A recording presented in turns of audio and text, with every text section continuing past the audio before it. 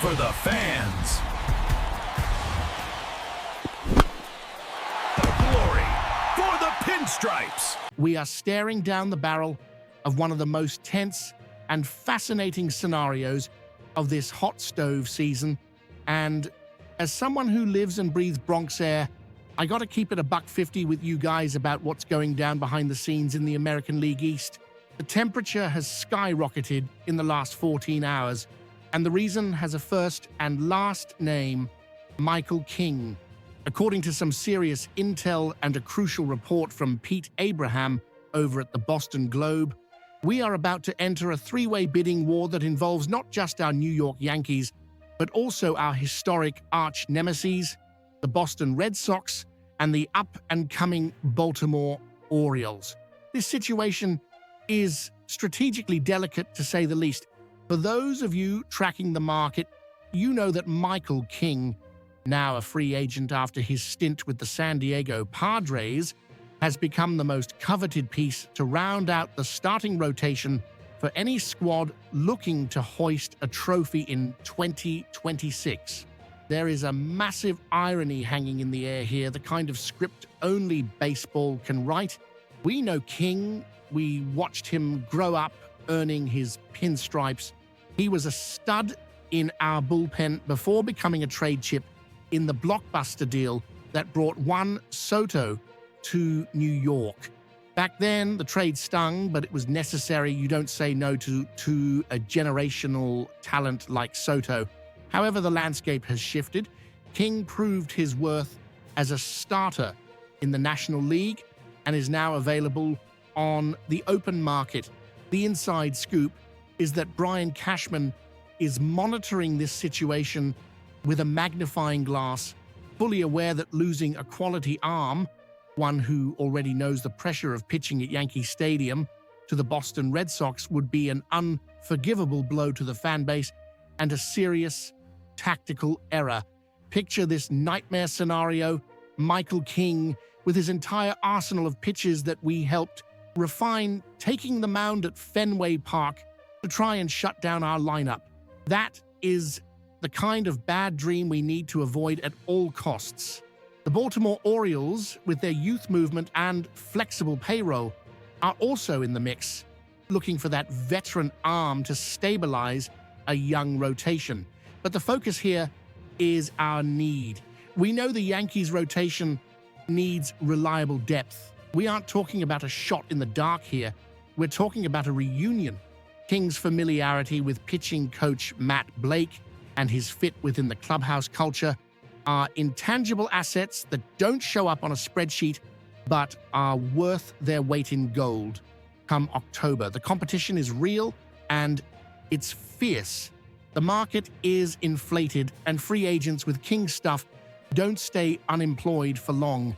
The front office needs to move fast, because allowing a direct rival to strengthen themselves with an asset that was once ours is a strategy that could cost us the division. Let's dive into the numbers and the technical breakdown, because this is where the decision is either justified or blown.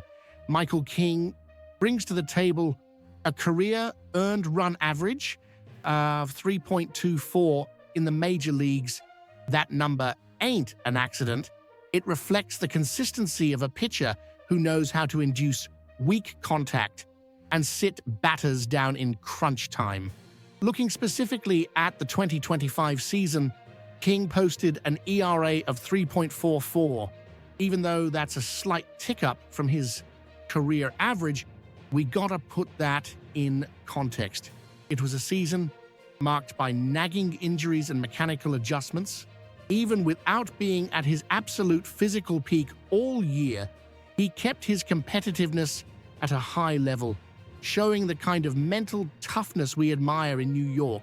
His sinker is still a lethal weapon with horizontal movement that bamboozles righties and lefties alike, and his ability to mix in the sweeper and the changeup makes him a complete pitcher, capable of navigating a lineup 3 times in a game.